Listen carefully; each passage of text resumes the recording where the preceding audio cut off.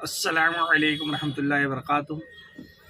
यूनानी शिफा खाने में आपका एक बार फिर स्वागत है, इस्तकबाल है। आज हम आपको जानकारी देंगे जिन लोगों को शरीर में कहीं भी सूजन आ जाती है, यानी कि शरीर के एक अंग पे सूजन आए या पूरे शरीर में सूजन आ जाती है, उन लोगों के लिए बहुत ही शानदार और बहुत ही बढ़िया जानकारी दे रहे हैं, जो कि एक आयुर्वेदिक नुस्खा है। और उसके बाद हम बनी बनाई दवा भी बताएंगे, जो कि आपको बड़ी आसानी से मिल भी जाएगी और इसका कोई आपको साइड इफ़ेक्ट नहीं है, इसका आपको किसी भी प्रकार की हानि नहीं होगी। तो हम आपको बता देते हैं, आपको शरीर में कहीं भी सूजन हो, चाहे किडनी इन्फेक्शन की वजह से हो या लीवर इन्फेक्शन की वजह से हो या किसी भी कारण शरीर में सूजन आ जाती है, तो आप एक छोटा सा नुस्खा घर पे बना लीजिए, जो कि आपको किसी भी आयुर्वेदिक दुकान पर या पंसारी की दुकान पर से मिल जाता है। तो आपको लाना क्या क्या है, पूर्णवा की जड़ लेना है। पूर्णवा होता है, एक जड़ होती है पूर्णवा की जड़। आप पंसारी के यहाँ जाके तो पूर्णवा की जड़ चाहिए हमें, तो पूर्णवा की वो आपको जड़ देगा। आपको 50 ग्राम पूर्णवा की जड़ लेना है।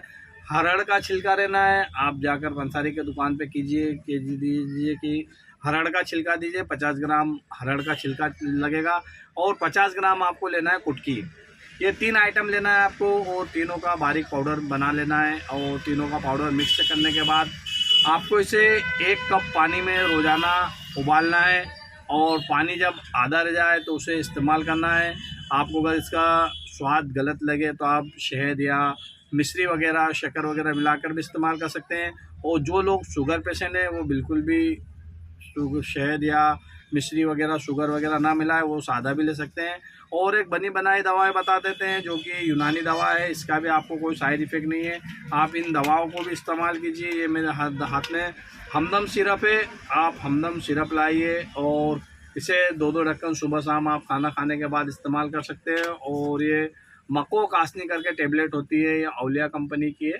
आप किसी भी कंपनी की लाके मको कासनी की टेबलेट आप 2-2 टेबलेट सुबह शाम लीजिए। और 10 से 20 ml हमदम सिरप सुबह शाम लीजिए।